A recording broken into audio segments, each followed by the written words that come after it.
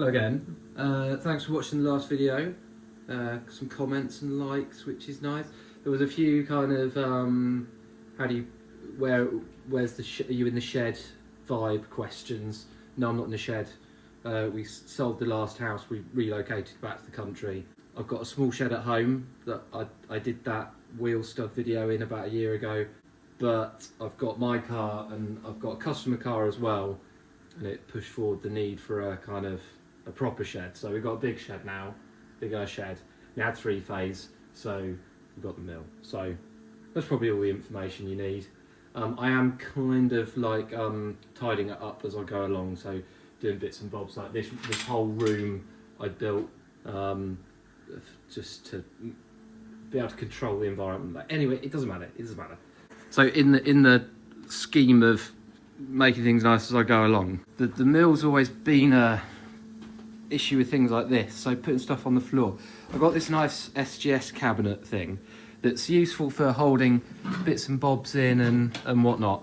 But I still find myself making stuff and then putting it on the floor. We took some greenhouse bits apart the other day, and there was a really nice kind of stainless top table, and they never even peeled off this.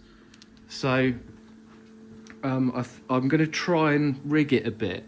So I've got just something there that the bins can maybe just float underneath, and I can get off the floor. I want to get off the floor. The other comments were, am I ever going to see this skyline in my lifetime? That kind of stuff. I haven't been sat on my hands. We've got some bits. So I'll show you when this table's built. It's going to be amazing. It's going to be so good. And then I'll show you what's in the boot of the car.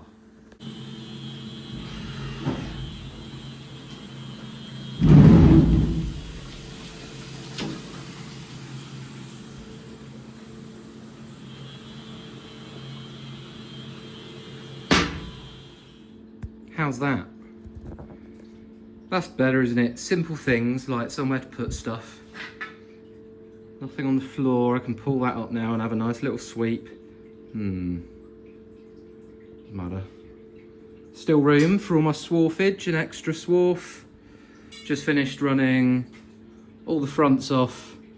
Tonight I'm going to do the cam. Just start cycling the rears. And then that's all of the anti-roll bar brackets.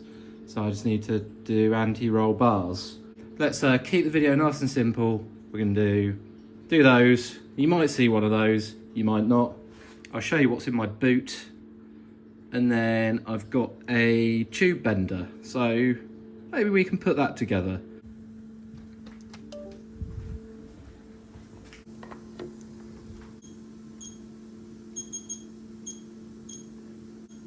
This is the screen, by the way. You can get like LCD ones, and the later ones, the slightly later ones, still pre-NGC, are pretty and white, but I mean, I kind of like it. Right, we'll just kick off the rear brackets. Please work.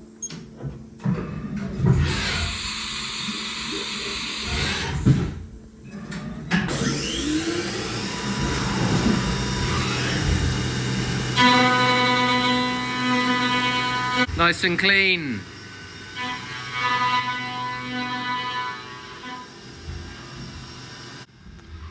So this is the bender that we've got. Let me take these out.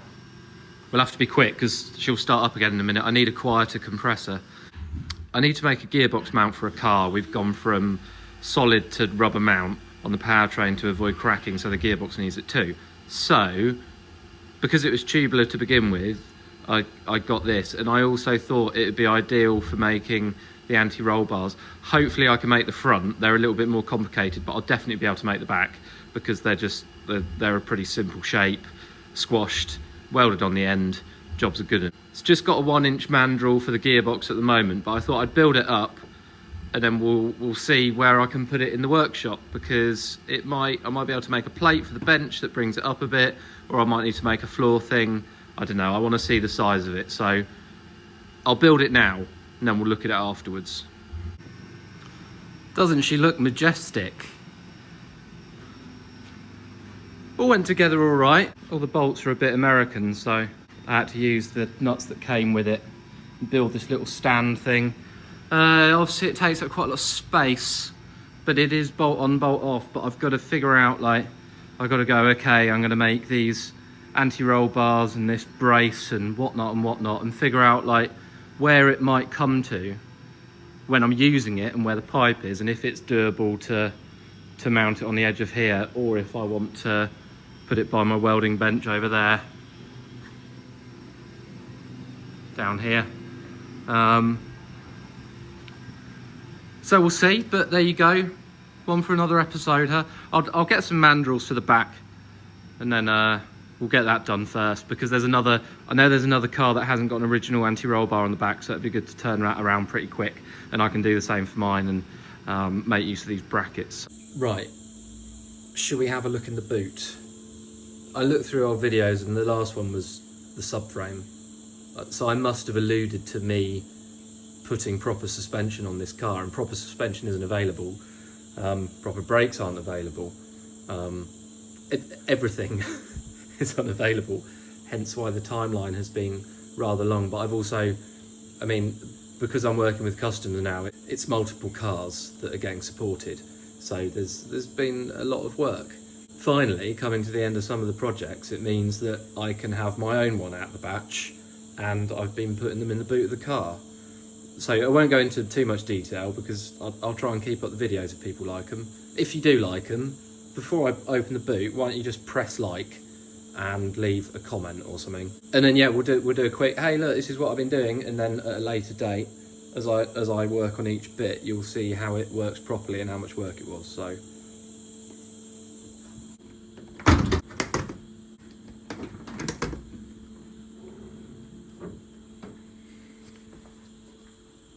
the bits in the back is just wax oil.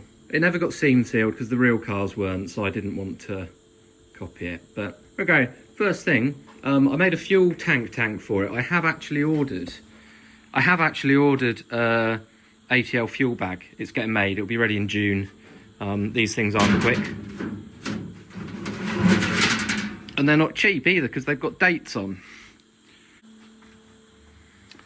So here's a few bits that I've been doing. I've been making some naughty brake calipers for the front. These were used on Group A cars and JGTC cars. They're massive great Nismo Alcon 4 pots. I made these because there was a pair that was completely broken, and the only way to support it with originals was to machine them from scratch. So I did my own. I haven't got the pistons at the moment because I need a CNC lathe, but that's a discussion for another time. These are the steering arms, front and rear. I made those on the mill. This was 4-axis, this was 3-axis. They're really nice. Nice pieces, super light, hard anodized. And then these puppies are the rear magnesium. The front magnesium is at home. These are the outer mag uprights, these are the inner mag uprights. All of these are completely finished, so they're super light, lovely castings. All the inserts are in them because you you don't really want to cycle magnesium, so you put inserts that I've done for everything, all the brake mounting. So that's done front and back. As I said, the fronts are at home. The hubs are having their final op at the machine shop that does my turning at the moment. And then I'll need to do spark erosion down south with someone else. And then they'll come back here and I'll do the final ops in the mill. So I'll film that. It'll be a couple of weeks time, but I'll film making the jigs, machining the hubs, and then there'll be a video of me building up my own rear magnesium. So there's loads to do. It's easy when I pick up this camera and just do kind of little bits. There's other stuff. Made Group A radiators. One is going in that kind of blue test car that we play around with. One is going in mine. Lots of wheel nuts and spare things, bits and bobs, more arms. And then I've also been doing stuff like this. These are coolant swirl pots. So each one of these AN fittings can be a return. One is normally used. And it means that the coolant is swirled, so any air goes to the centre.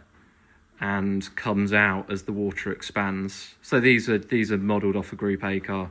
These are absolutely as they were in period, completely machined from 2 pieces of billet. Even the AN fittings are custom machined, so it swirls round, welded together, and that's it. I am hoping to sell these. I'm just trying to get the welding to a point where I'm happy with them. There's just lessons learned on things like preheating, but also these brackets on the first 3 prototypes were handmade, and the fit just isn't perfect and repeatable as you then put it on the welding jig. So I've got a load of laser cut and CNC bent brackets to go on another batch. Just need some time to stick them together.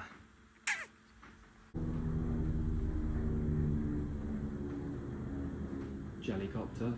So yeah, that's all you can see. I've been quite busy. When I need to do the insert machining for the front upright, so I will show those, but maybe I can talk about the whole process. I'll try and make a good video. Who knows? About how what's involved. You know, you have to do certain modelling for the casting model, and it's quite involving. It's taken quite a long time. Good to see you.